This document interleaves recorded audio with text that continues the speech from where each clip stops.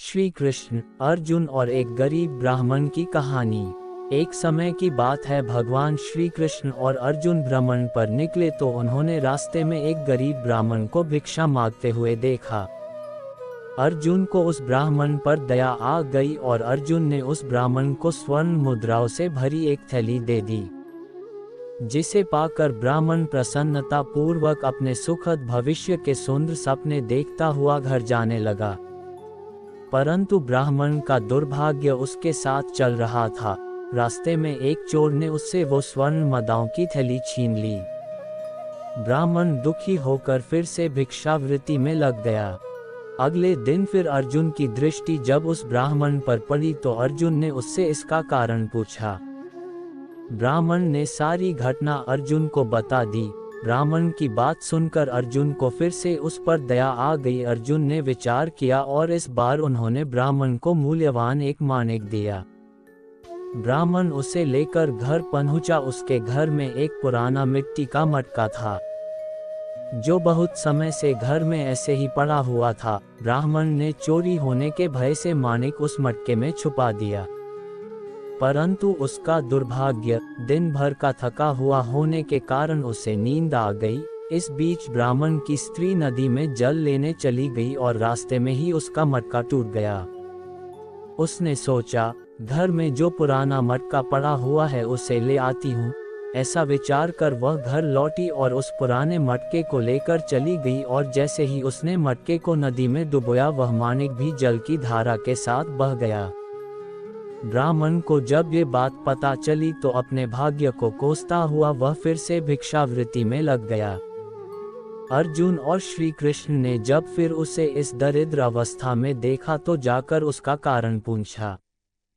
सारी घटना सुनकर अर्जुन बड़ा हताश हुआ और मन हो मन सोचने लगा, इस अभागे ब्राह्मण के जीवन में कभी सुख नहीं आ सकता। अब यहाँ से प्रभु की लीला आरंभ होती है। भगवान श्री कृष्ण ने उस ब्राह्मण को 2 पैसे दान में दिए। तब अर्जुन ने उनसे पूछा, प्रभु मेरी दी मुद्राएं और माणिक भौ इस अभागे की दरिद्रता नहीं मिटा सके तो इन 2 पैसों से इसका क्या होगा। अर्जुन की यह बात सुनकर मधुसूदन बस मुस्कुरा दिए और अर्जुन से उस ब्राह्मण के पीछे पीछे जाने को कहा। रास्ते में ब्राह्मण सोचता हुआ जा रहा था कि 2 पैसों से तो एक व्यक्ति के लिए भी भोजन नहीं आएगा, प्रभु ने उसे इतना तुच्छ दान क्यों दिया। प्रभु की यह कैसी लीला है, ऐसा विचार करता हुआ वह ब्राह्मण चला जा रहा था। उसकी दृष्टि एक मछुआरे पर पड़ी। उसने देखा कि मछुआरे के जाल में एक मछली फंसी हुई है और वह छूटने के लिए तड़प रही है। ब्राह्मण को उस मछली पर दया आ गई।